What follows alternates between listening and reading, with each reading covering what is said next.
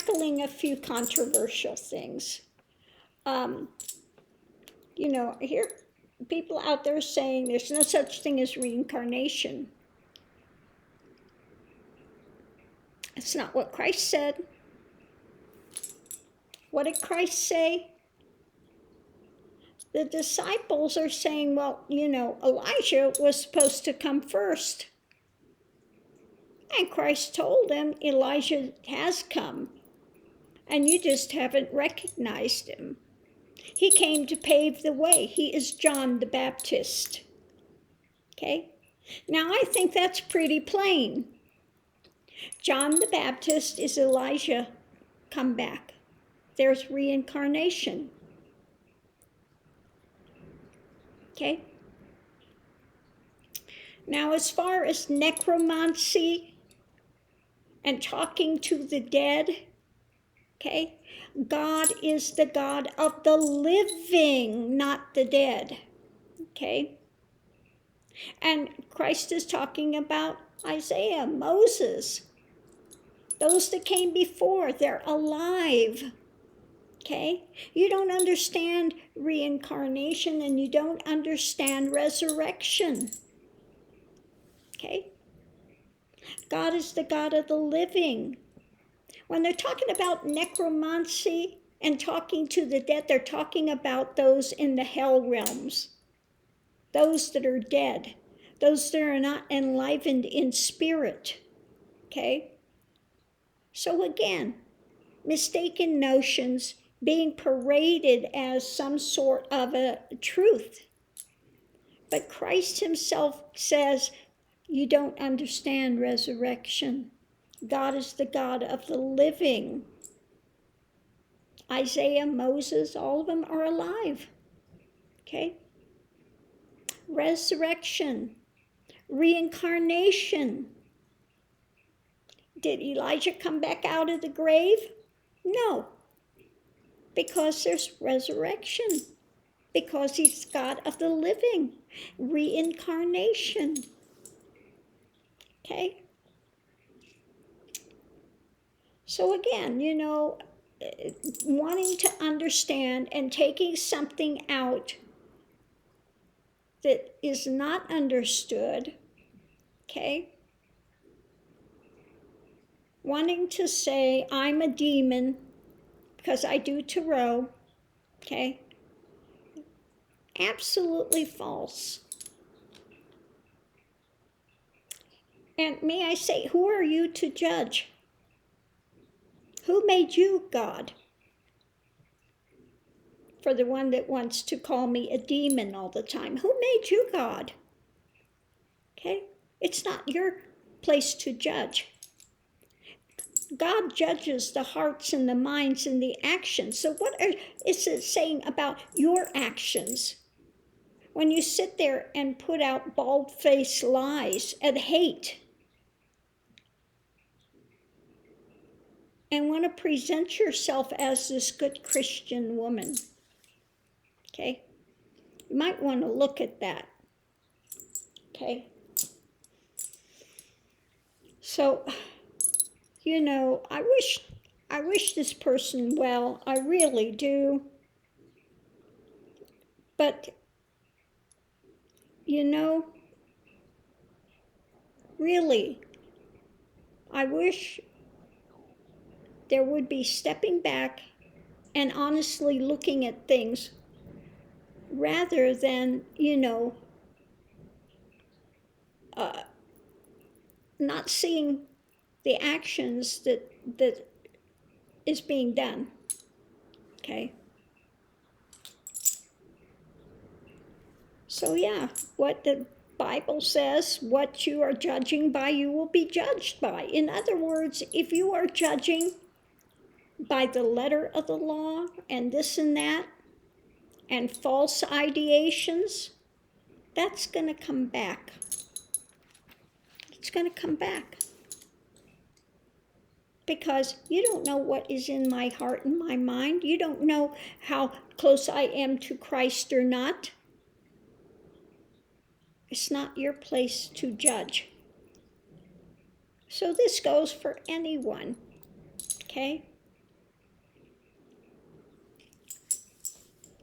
You don't judge people and you don't put out lies about people. Okay? And to say that I'm running a long-term smear campaign is absolutely false. 100% false.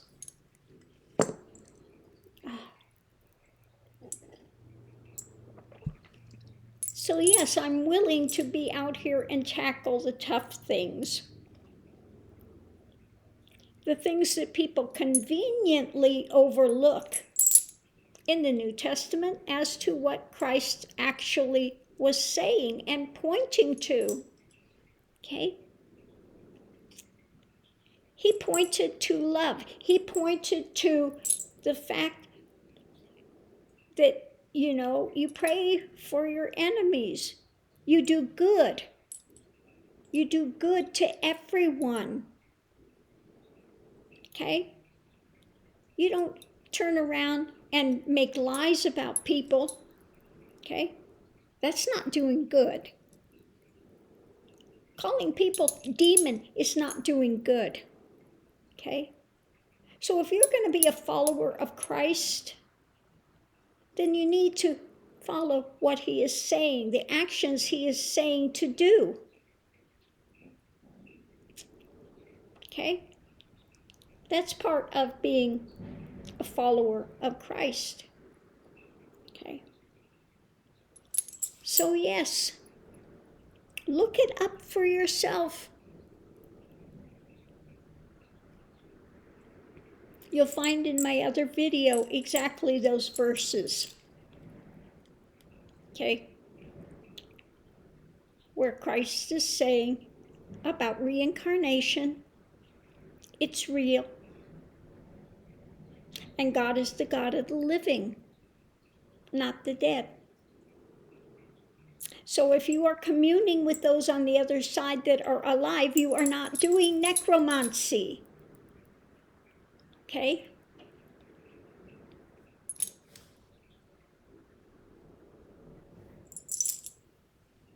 So, yeah. Christ also talks about celibacy. Okay?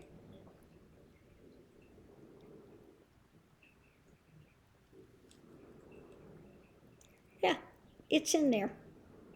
He talks about celibacy. He talks about reincarnation.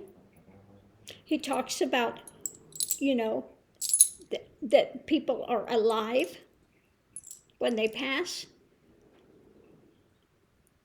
They're not unconscious in a grave. Because what? We're in the image of God. God is conscious. God is awake. Okay? Therefore, people are conscious. They are awake.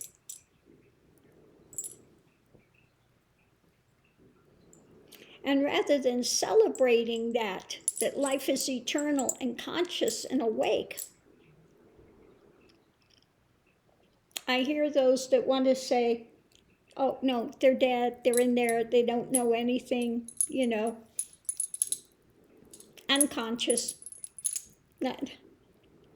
God is life. He's the life of all life and the death of all death. And Christ came to show that. Okay? He came to show that.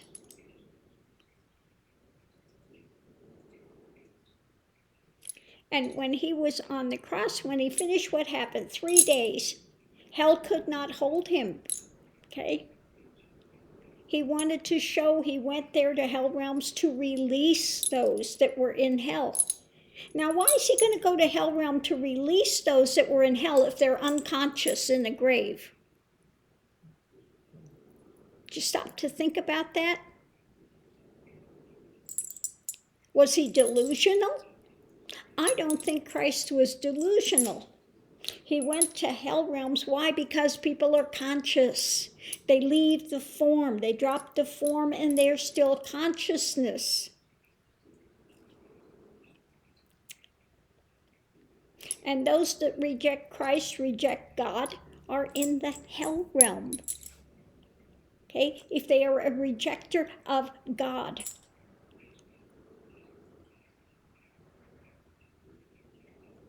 So instead of knowing the good news that life is eternal, and Christ has come to say, fear not, because greater is he that's within you than he that's within the world. Okay, I come to show you that you have nothing to fear from Satan if you're not opening yourself up to that. Because greater is God, and God is the essence of being. That is the life of all life and the death of all death. If you know God, if you believe in Jesus Christ, then you believe life is eternal. And it says, don't fear those that can take the body, but fear those that can take the soul. What does it mean by that? Okay, look at that.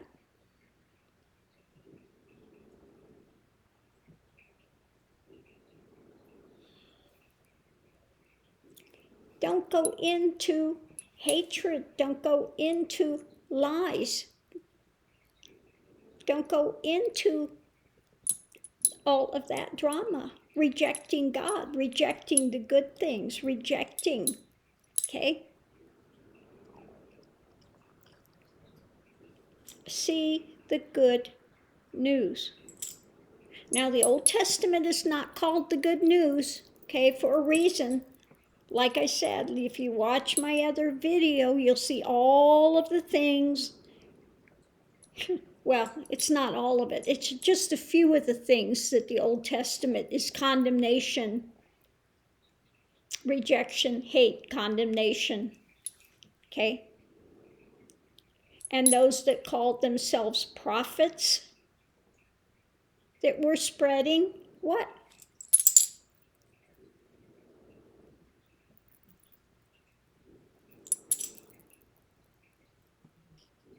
The letter of the law, okay?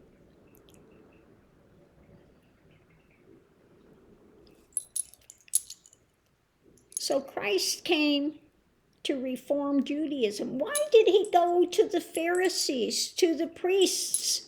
If the Old Testament is so fabulous, why was he going to teach them? Okay? Why? Because the Old Testament is not fabulous. Because it's not liberating. It's not freeing. It's restricting. Okay?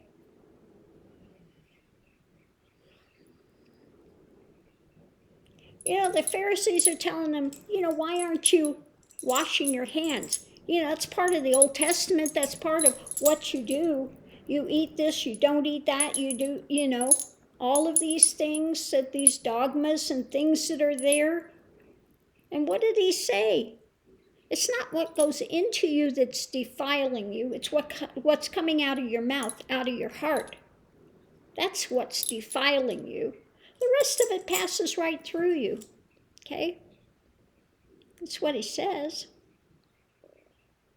And I think Christ knows a little bit more than the Old Testament Pharisees and ones that were teaching that system.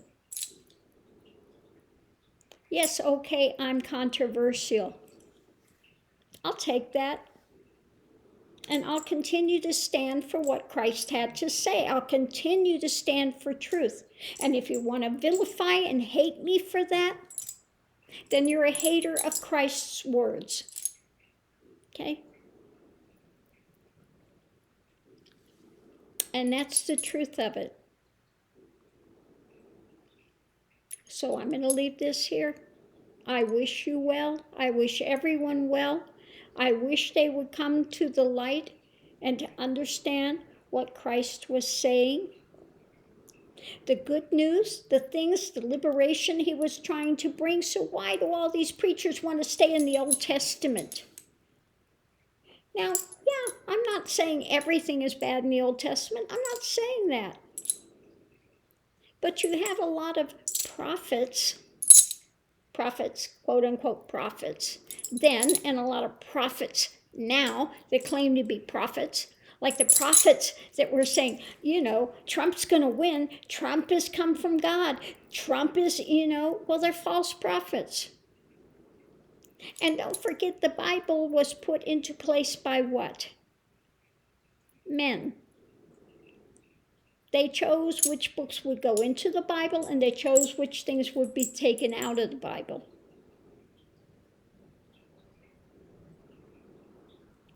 They tried to slip in stuff by Paul, Saul of Tarsus, who was not with the disciples, who tries to bring in that thing about women should be quiet in church and all of that stuff again. Jesus was freeing up for women, and he's trying to bring these restrictions back. Okay?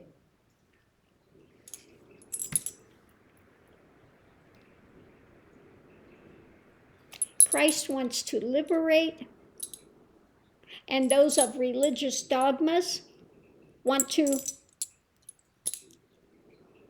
put people in boxes. Okay?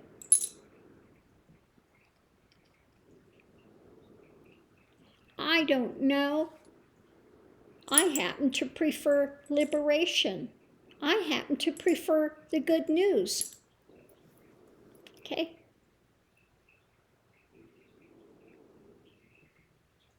That Christ had respect for women. And the Old Testament makes them objects that are owned. Okay? Owned objects. Yeah. So for those that want to preach the Old Testament, good luck with that. You can do whatever you want, okay? And people can follow whatever they want. They have free will. But like it says, judge not, because when Christ comes back, when we see him, and we see him when we leave the form, he's there in his kingdom, in the clouds with great glory, okay? What does it say? If they say, I'm here or I'm there on the earth, don't believe them, because you'll see me in the clouds with great glory, okay? When you leave the form, who's there? Christ. People have such a mistaken understanding of these things. But you'll see Christ. How many people that have near-death experiences have seen Christ? Okay? He's there in great glory. And he says, I'm going to judge the hearts and the minds. Because when you leave the form, what happens? There is a life review. Okay? There's a life review. And you have to feel all of the things that you put out on others. That's why I say, be aware of what you're speaking, what you're putting out there, because you have to go through a life review. Maybe you can kid yourself, but you can't kid God. Okay? And you will have to feel all of the stuff that you put onto others. That's why I say, if you trust in Jesus, you trust in God, you know that karma exists, and you know this is going to happen, so, okay? Judgment is mine, saith the Lord. It doesn't say judgment is yours in my name. He says judgment is mine. Okay? So it's not in our hands to be judging and calling people these things. Okay? So I'm going to leave this here. Love and light. See you online.